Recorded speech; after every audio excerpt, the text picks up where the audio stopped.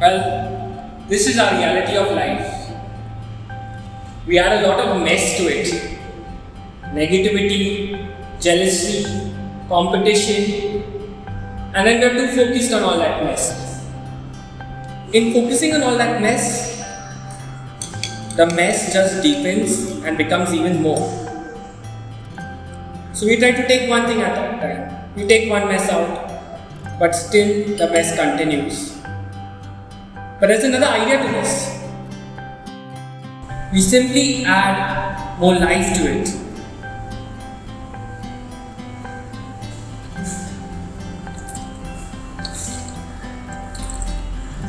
And that's how the mess gets clearer.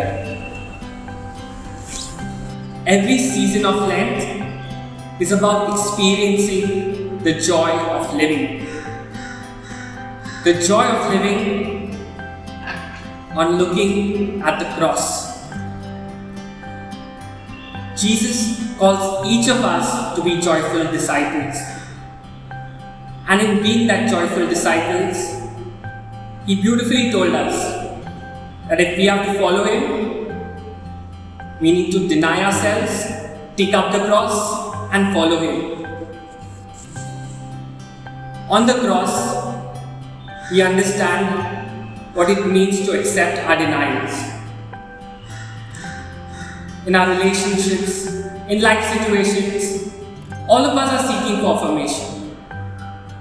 And quite often, in the mess that we focus on, we fail and deny on understanding some crucial values or some fundamental values of our life.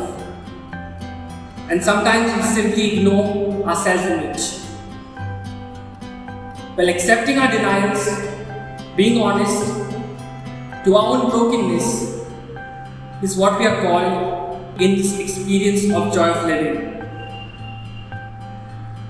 We are called to accept our denials.